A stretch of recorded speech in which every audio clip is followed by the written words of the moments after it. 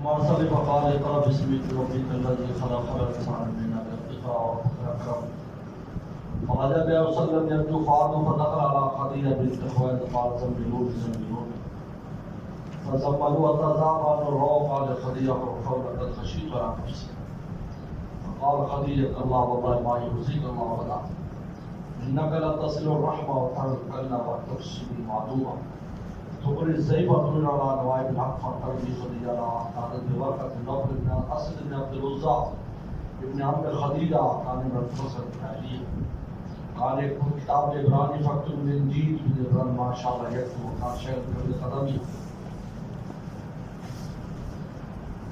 پیغمبر صلی اللہ علیہ وسلم کو 5 آیات نازل ہوئی قرآن بسم اللہ کی خاص ان 5 آیات میں سے خاص قسم کا مضمون ہے اور فرمایا ما انا بقاری میں امی ہوں میں پڑھا لکھا نہیں میں پڑھ نہیں سکتا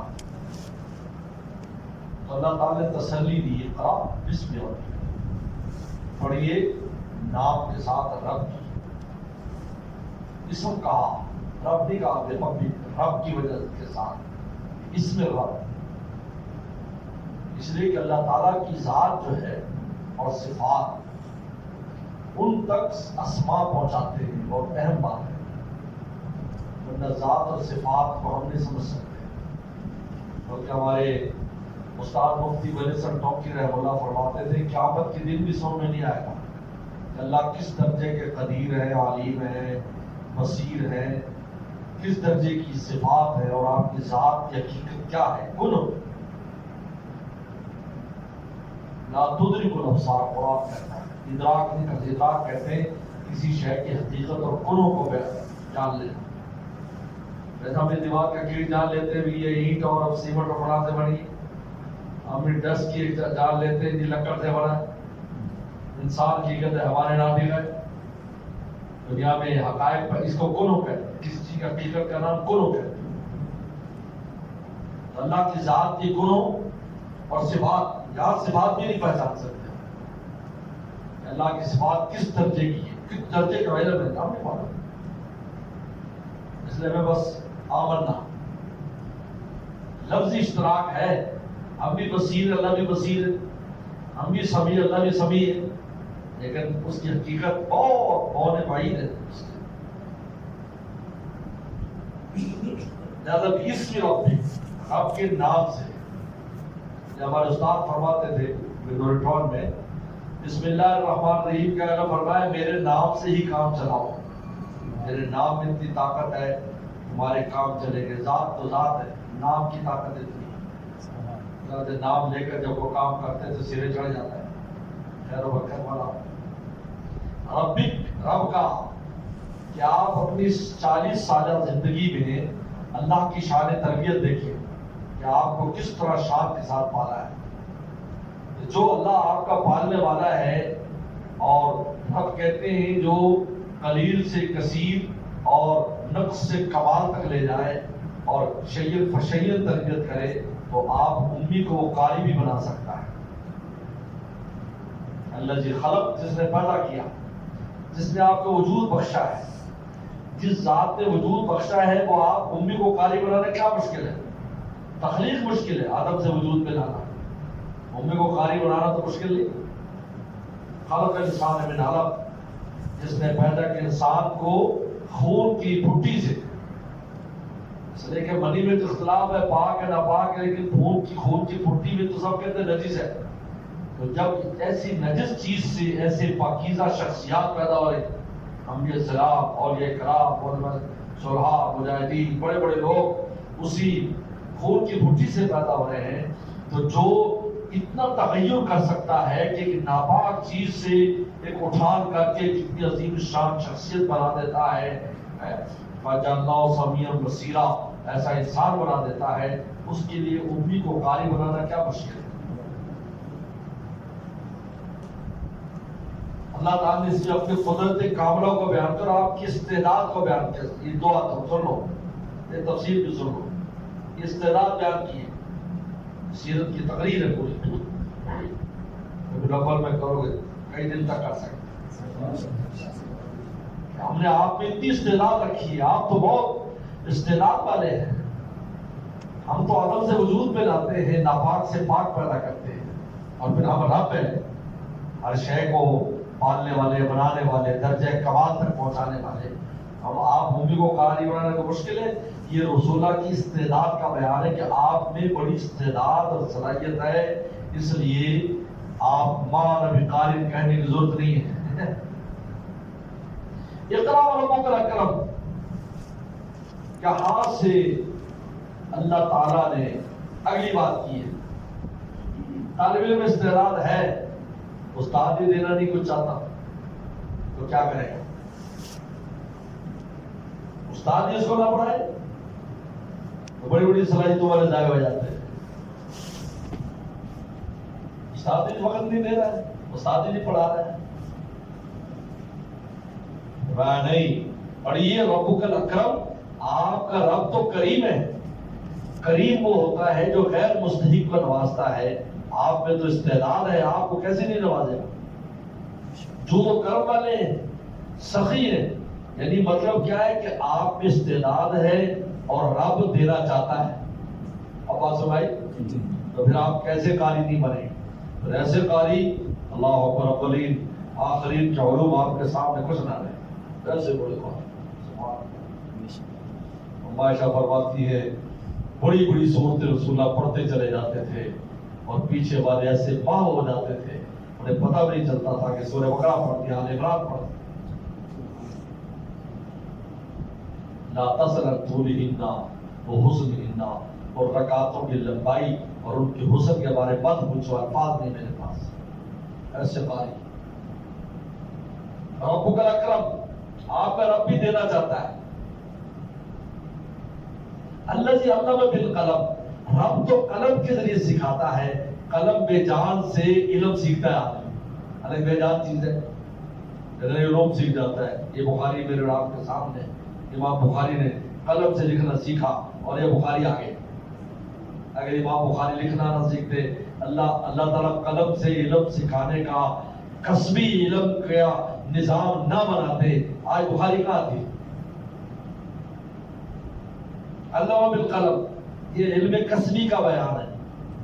علم کسبی کا بیان ہے کہ انسان لکھ لکھ کر علم سیکھتا ہے، علم کسبی کا بیان علم بالقلم۔ اور اس میں بڑا عجیب اشارہ ہے کہ جبریل السلام قلم ہے، قلم نہ کاتب سے افضل ہوتا ہے نہ مکتوب سے افضل ہوتا ہے، لہٰذا یہ قلم نہ بھیجنے والے سے افضل ہے نہ مرسل الیہ رسول اللہ سے افضل ہے۔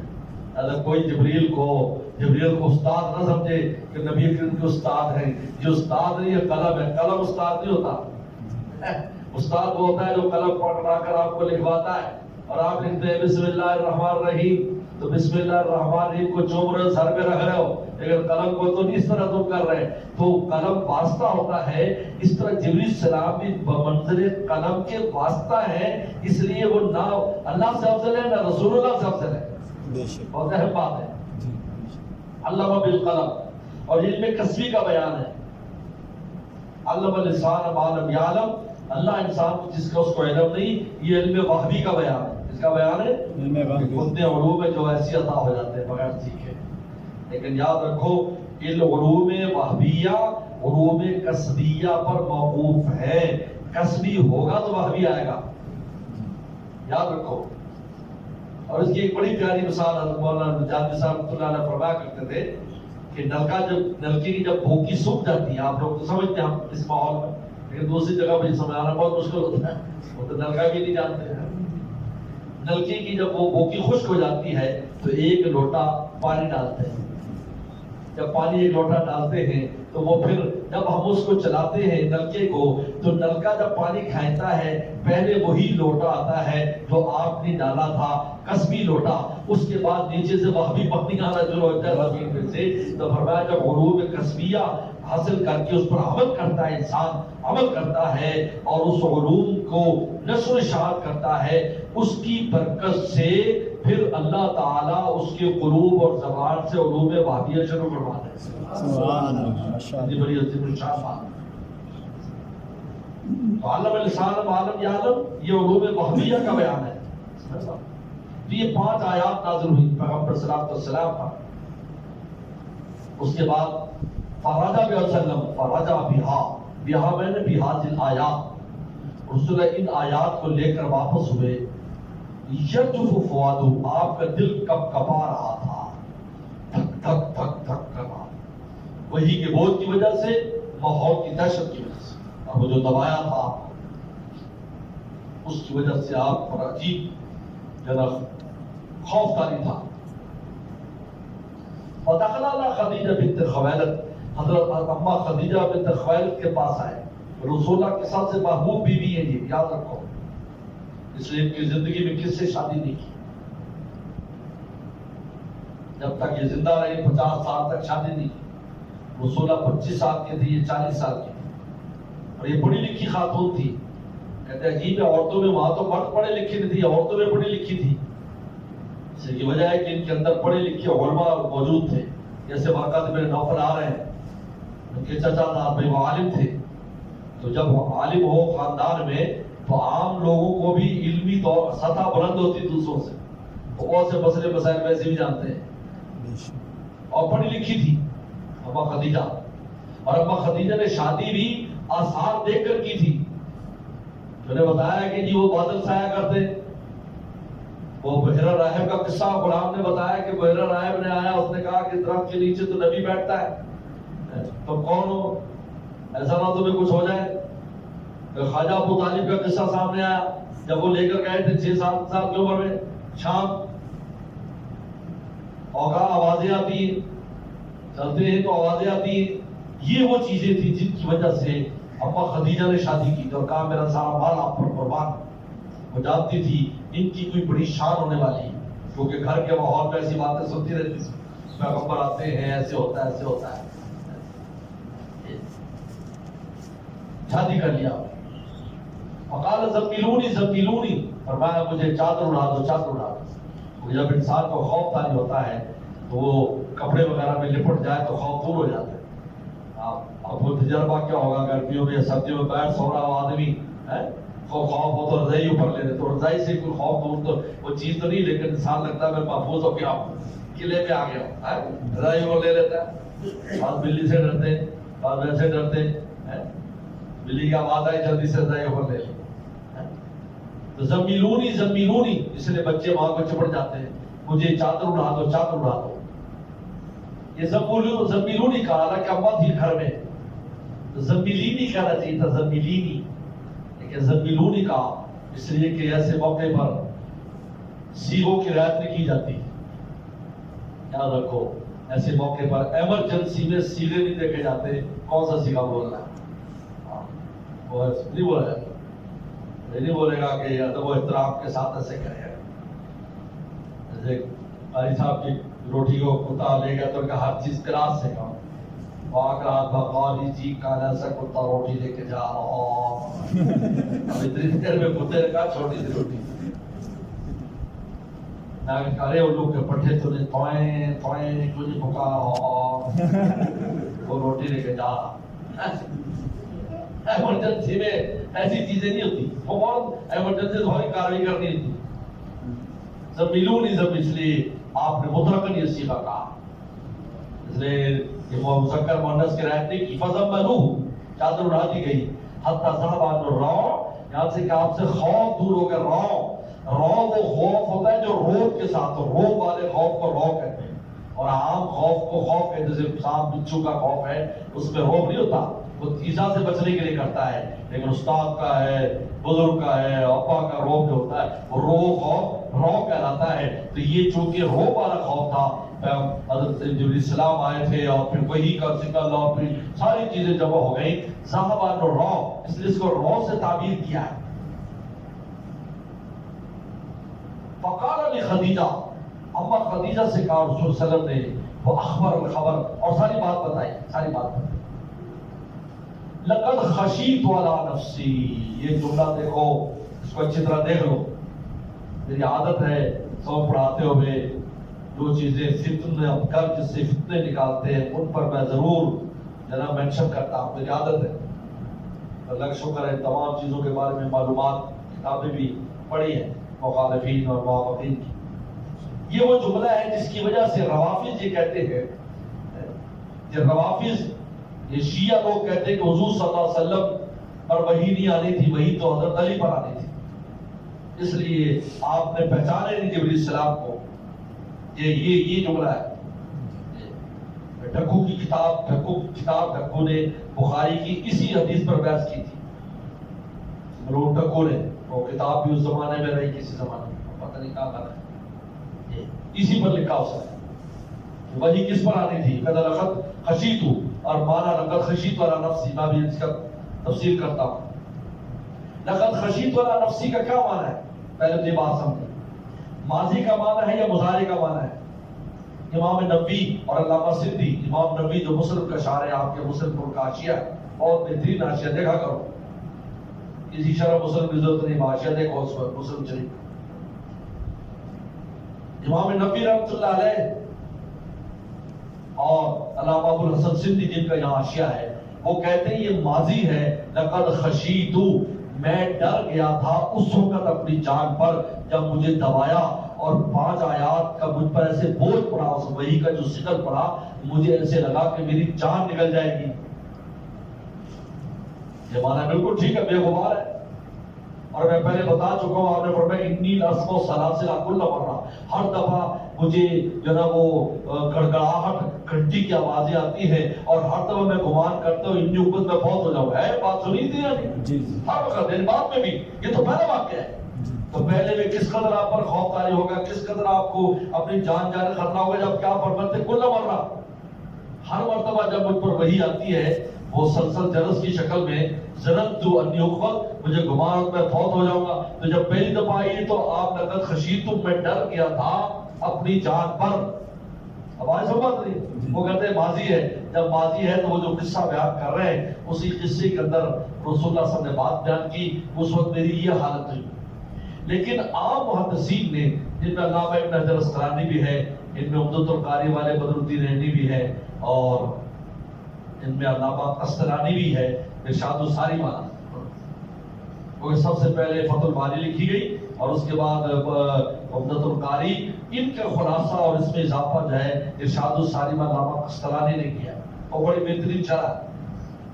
وہ دونوں کا اس کے اندر خلاصہ ہے. اور میں نے بتایا کہ ان سب سے پہلے توضیح لکھی گئی جو ابن ملقن نے لکھی تھی، وہ ابن حجر کا استاد ہے.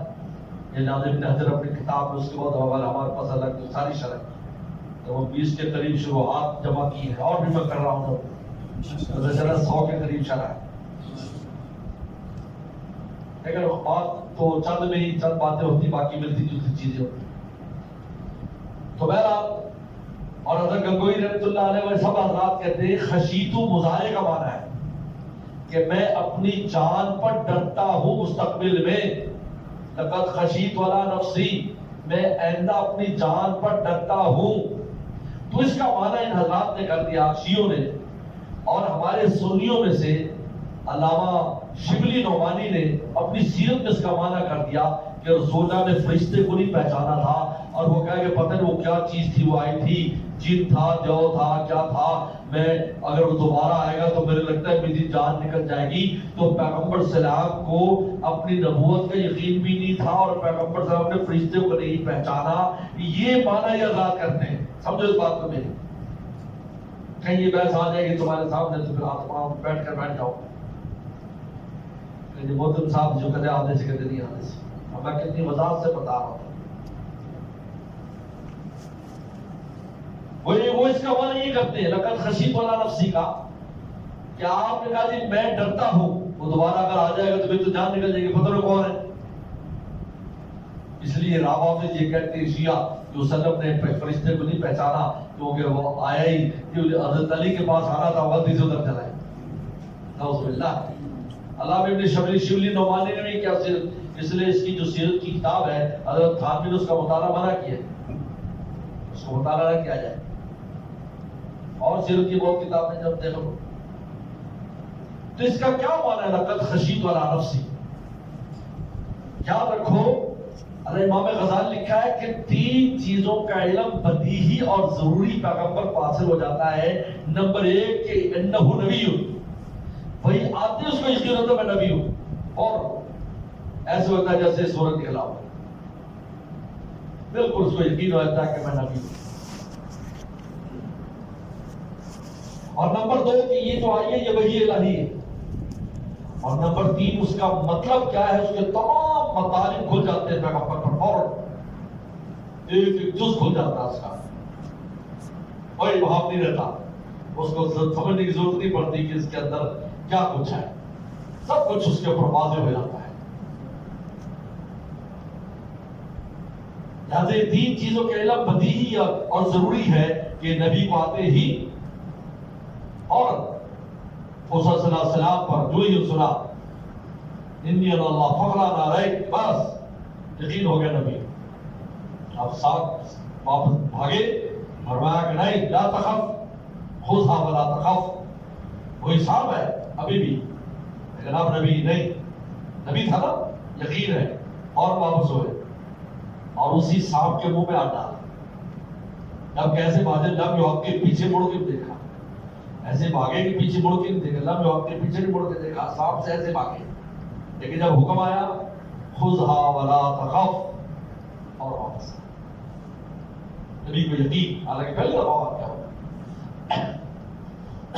بدیہی طور پر اس کو بدیہی جیسے صورت نکلا ہے، علم میں ضروری حاصل ہو جاتا ہے کہ میں نبی ہوں اور یہ وحی ہے اور اس کا مطلب کیا ہے۔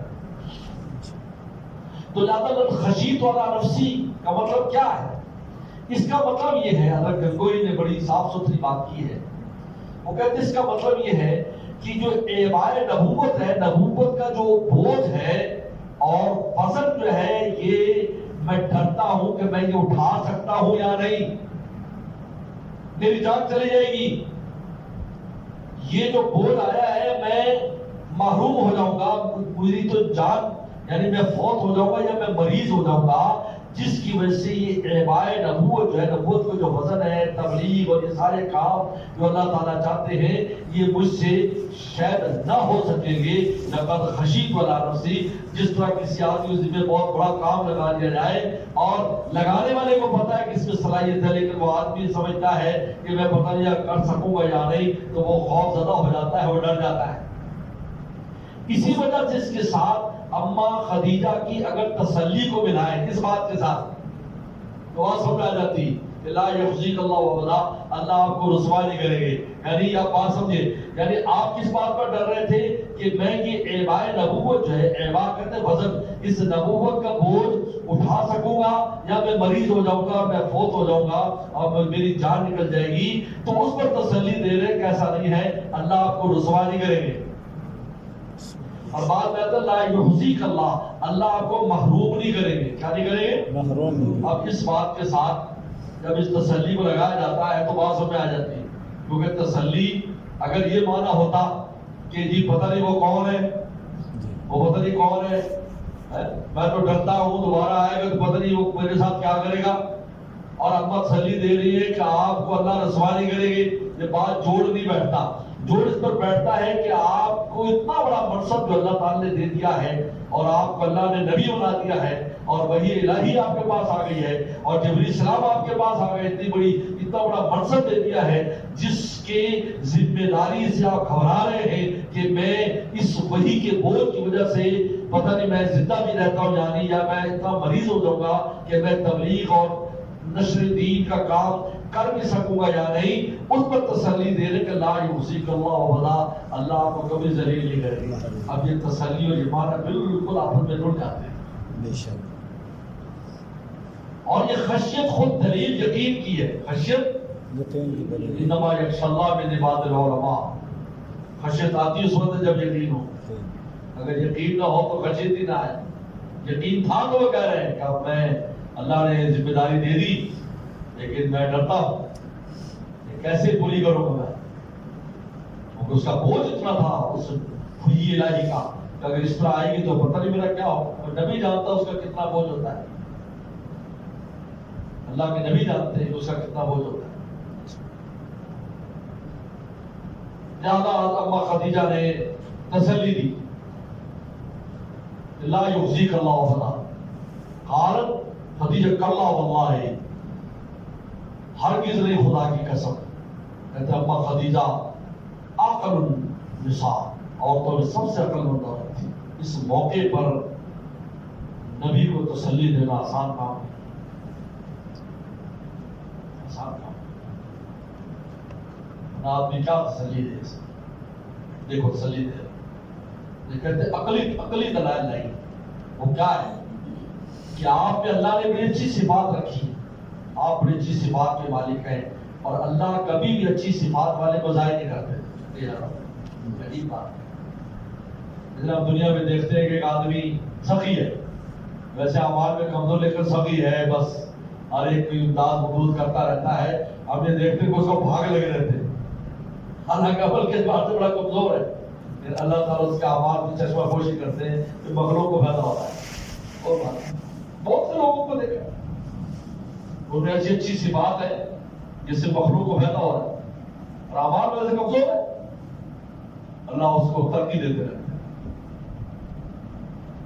یہ عجیب ہے. اگر آدمی چاہتا ہے کہ ناکامی سے بچنا چاہتا ہے اور ترقی چاہتا ہے زندگی میں, اچھی سی بات پیدا کرے جو یہاں پر آ رہی, ابدا کبھی بھی آپ کو ذلیل نہیں کریں گے. لا یخزی خاص ہے, اور خاص و لا یخزی معروف. آپ کو اللہ کبھی معروف نہیں, اس شرف سے آپ کو معروف نہیں کریں گے. کیوں؟ انک لتصل الرحم, آپ صلہ رحمی کرتے ہیں. سب سے پہلے کیونکہ صلہ رحمی سب سے مشکل کام ہے.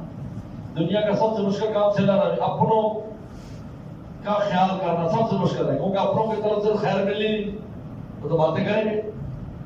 اسے الاقارب کا اقارب, اقارب الاقرب, اقرب میں نے بچھو, وہ مارتے رہیں گے,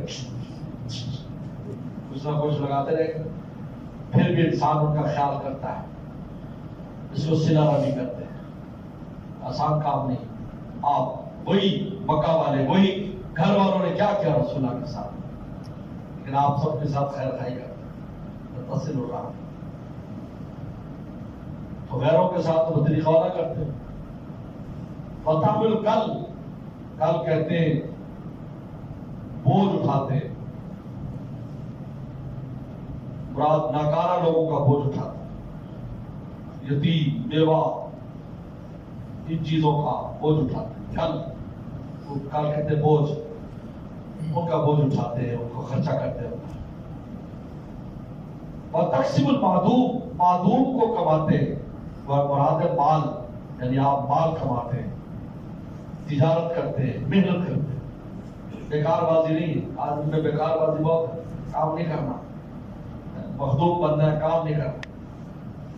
اور اپنے بڑوں کہتے ہیں یار وہ بھی تو بنے پھرتے رہتے, پھر آسانی بات سکتے, ٹائم لگے,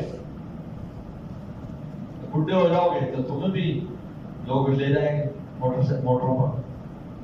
ابھی سے گھوما, اس لیے کہتے ہیں اپنے بڑوں کا ایک بات یاد رکھو. میں نے یہ جملہ اپنے شہر سے سنا شروع سے, کبھی بھی اپنے بزرگوں کے ایام فتوحات نہ دیکھو. فتوحات کہتے ہیں جب دنیا کھل جاتی. ایام مجاہدہ دیکھو, ایام مجاہدہ.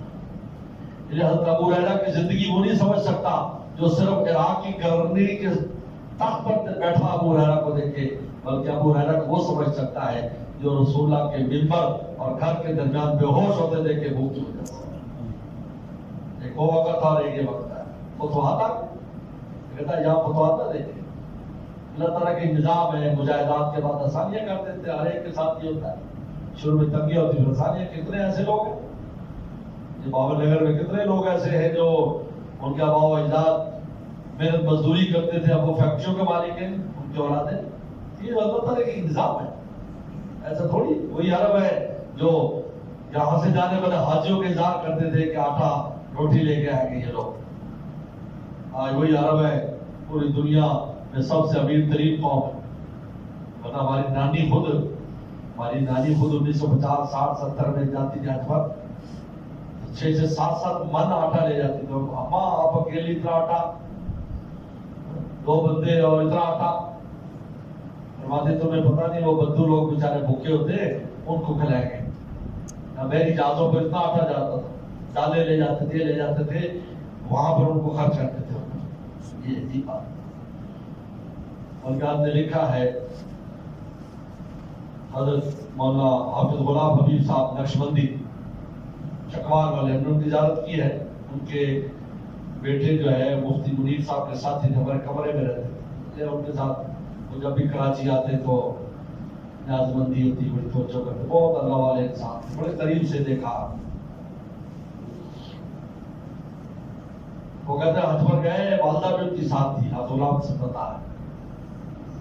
تو ایک جگہ پر ہم راستے میں مکہ مدینہ کے ٹھہرے، تو والدہ نے آٹا نکالا روٹی پکانے کے لیے، گوندنے لگی، تو دل ایک بدو آ گیا، وہ کہنے لگا مجھے روٹی دو، مجھے دو، کھانے کچھ دو، کھانے اتنا بھوکا تھا کئی دن کا۔ ہم نے کہا ابھی روٹی پک جاتی ہے، ابھی دیتے ہیں، کہ نہیں ابھی بہت دیر ہے۔ تو آٹا لے کر اس نے پانی میں گھول کے پی گیا اور کہا کہ ہاں اب میں روٹی کھاؤں گا، ورنہ میں تو مر جاتا ہے اتنی دیر سے۔ یہ حالات تھے۔